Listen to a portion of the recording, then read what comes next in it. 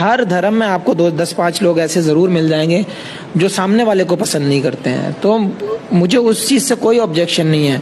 जैसे वो सजदे वाली बात आई थी, अरे अगर आज आपका मंदिर बन रहा है तो जय श्री राम कहने में किसको क्या दिक्कत है? अरे 1000 बार बोलो ना, आप 1000 बार बोलो। अगर मुझे अल्लाह अकबर बोलना है तो मैं 1000 बार बोलूंगा, क्या ही फर्क पड़ रहा है? इसमें किसी का कुछ जाता नहीं है, किसी का कुछ आता नहीं है। लेकिन भाई जो गेम खेलता है वो खेल सकता है। നമസ്കാരം.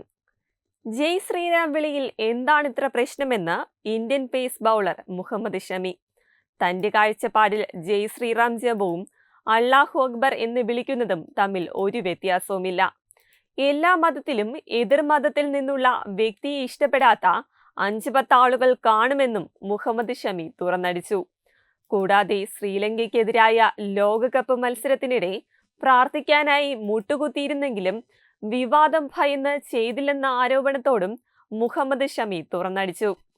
ഷമിയുടെ വാക്കുകൾ ഇപ്രകാരമാണ്: ഒരു വിക്കറ്റ് വീഴ്ത്തിയ ശേഷം Indian pace bowler Muhammad Shami സജ്ദ ചെയ്യാൻ ആഗ്രഹിച്ചിരുന്നുവെങ്കിലും വിവാദങ്ങളെക്കുറിച്ച് ചിന്തിച്ച് അവസാന നിമിഷം പിന്മാറിയതായി പാകിസ്ഥാൻ ആരാധകർ കുറ്റപ്പെടുത്തിയിരുന്നു. ഞാൻ തുടർച്ചയായി 5ാമത്തെ ഓവർ എറിയുകയായിരുന്നു.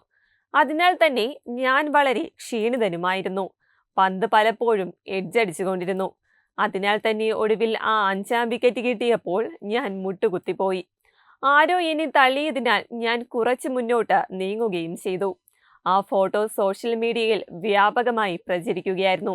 എന്നാൽ അതിൽ വിവാദമുണ്ടാക്കുന്നവരോട് എനിക്കൊരു ഉപദേശമേ ഉള്ളൂ: ദയവായി ഇത്തരം പ്രചാരണം നിർത്തുക. ഞാനൊരു മുസ്ലിമാണ്, അത് ഞാൻ മുൻപ് പറഞ്ഞിട്ടുമുണ്ട്. അങ്ങനെ ഒരാളായതിൽ ഞാൻ അഭിമാനിക്കുന്ന ഒരു വ്യക്തിയുമാണ്. കൂടാതെ ഞാനും അഭിമാനിക്കുന്ന ഒരു ഇന്ത്യക്കാരൻ കൂടിയാണ്. എന്നെ സംബന്ധിച്ചിടത്തോളം രാജ്യമാണ് ഒന്നാമത്തേത്. ആരെങ്കിലും ഈ കാര്യങ്ങൾ അലട്ടുന്നുവെങ്കിൽ ഞാനിത് കാര്യമാക്കുന്നില്ലെന്നും മുഹമ്മദ് ഷമി വ്യക്തമാക്കി.